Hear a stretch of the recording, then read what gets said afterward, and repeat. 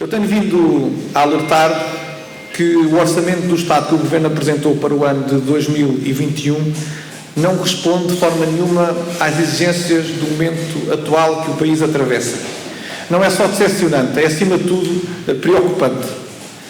Para usar uma palavra que está em voga nestes últimos dias, este orçamento não passa de uma amálgama de medidas avulsas, inconsequentes e, sobretudo, despesistas.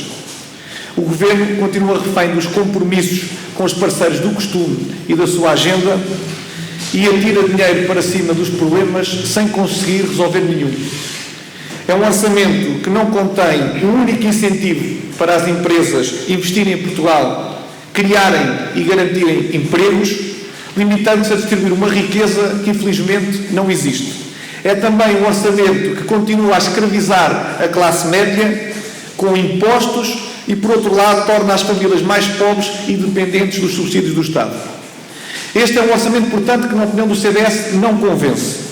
O Governo perdeu o norte e mostra-se cada vez mais incapaz de gerir esta grave crise que o nosso país atravessa e cujas marcas, infelizmente, pelos vistos, e a continuarmos neste caminho, vão persistir depois dele. No CDS, há muito tempo que vimos preparando este momento. Ouvimos trabalhadores, ouvimos empresários, ouvimos associações, ouvimos técnicos, ouvimos gestores, ouvimos pessoas comuns. Encontramos histórias de famílias desesperadas, de empresas aflitas, que perdem a esperança no futuro e que se arriscam também a perder tudo o que construíram ao longo de uma vida de trabalho. Famílias sem futuro, sem confiança no futuro que se avizinha e, mais difícil do que isso, sem qualquer alternativa política e que se preparam, infelizmente, as empresas para atirar trabalhadores para o desemprego e abrir insolvências em massa. Nós reunimos os nossos melhores para responder a todos estes desafios que Portugal nos exige e impõe a um partido humanista como o CDS. E com o Grupo para a Recuperação Económica e Social de Portugal, com o nosso Gabinete de Estudos e também em permanente colaboração com o nosso Grupo Parlamentar, desenhámos um pacote de medidas que, de forma coerente e responsável, dão resposta a este momento que o nosso país enfrenta. Importa responder a 3 eixos fundamentais: proteger os rendimentos das famílias, apoiar a tesouraria das empresas e estimular o investimento e o emprego. Curiosamente, nenhum destes eixos se encontra vertido neste Orçamento do Estado. As nossas propostas não são nem despesistas nem inconsequentes. São o reflexo de uma escolha muito clara de quem sabe que o amanhã se começa a preparar hoje. Evidentemente que o plano que aqui traçamos tem impacto nas contas públicas deste ano. Estamos conscientes disto, mas, ao contrário do Governo, este é um investimento que terá retorno. Nós propomos, em primeiro lugar, a descida geral das taxas de IRS e IRC.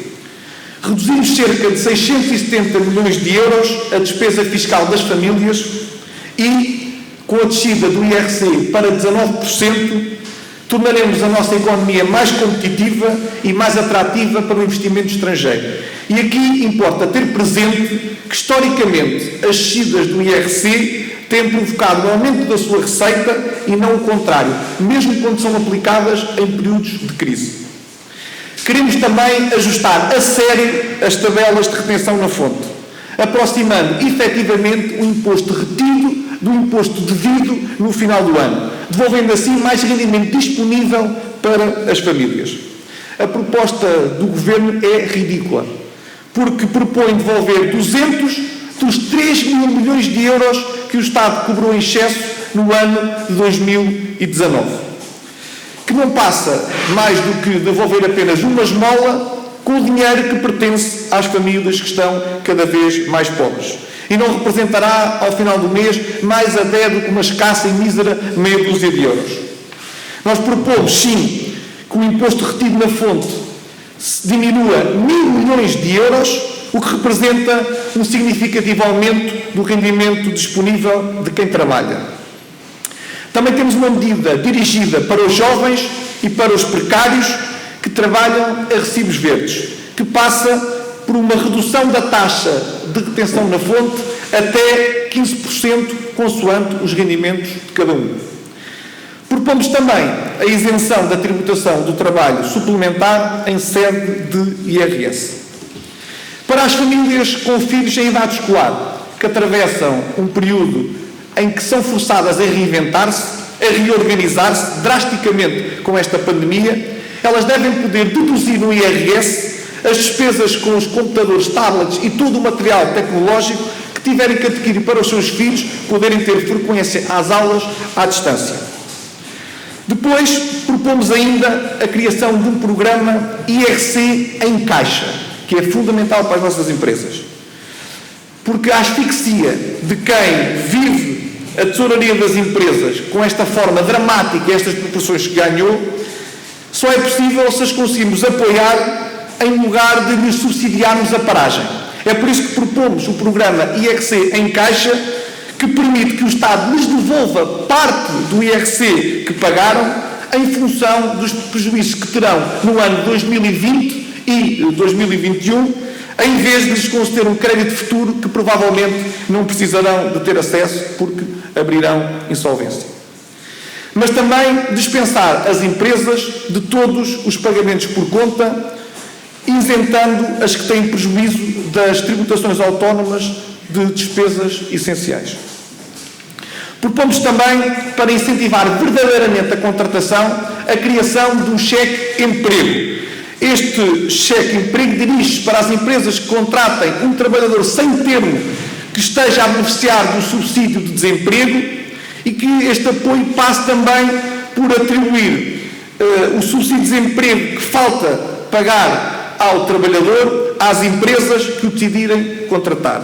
Resumidamente, é a parte do subsídio atribuído pela Segurança Social a que o trabalhador teria direito e ainda falta receber, a entrega à empresa que decidir contratá-lo. Propomos também a reposição do incentivo fiscal à criação de emprego, que inexplicavelmente foi eliminada por este Governo.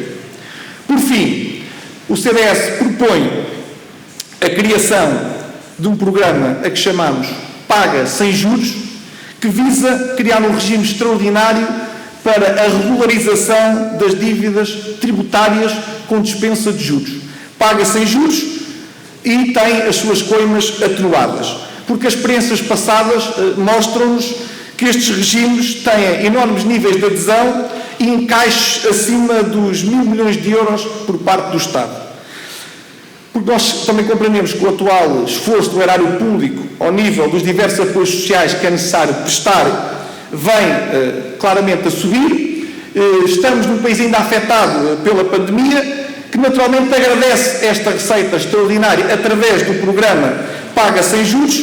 Com menos esforço, as dívidas acabam por estar liquidadas e podemos assim relançar determinadas atividades que estão altamente contraídas, porque regularizamos a situação que permite aos empresários recorrer aos apoios do Estado, uma vez que têm as suas dívidas ao fisco completamente regularizadas.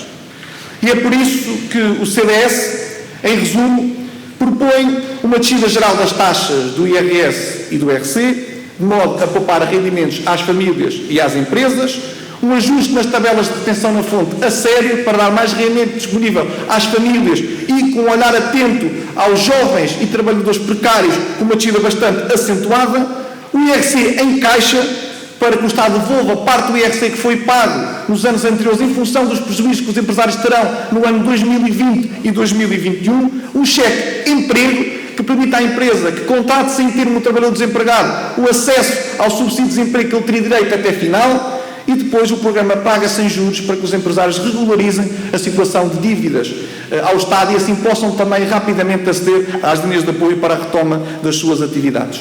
O CDS é um partido que disse que ia contribuir de forma patriótica, porque coloca o interesse nacional acima de todas as coisas, no melhoramento possível deste Orçamento do Estado em sede de especialidade, e estas são as nossas propostas. É a semelhança daquilo que o Governo já fez no passado, tem aqui uma bela oportunidade para copiar e bem as propostas do CDS, para assim ajudar os trabalhadores, as famílias e os nossos empresários. Estou então à disposição para qualquer pergunta. Tem ideia do total da despesa que o Orçamento do Estado medidas e qual a porcentagem seria revertível, digamos assim? Sim, para estas questões técnicas, eu passo a palavra à doutora Filipa Correia Pinto, que, em nome da direção do partido, coordenou o Departamento da Recuperação Económica e Social do país, juntamente com o GRESP e o Grupo Parlamentar do partido. Então, boa tarde. Basicamente, a única medida que tem um impacto direto e mensurável na despesa, ou na receita, em bom rigor, é a descida do IRS no valor dos 670 milhões de euros.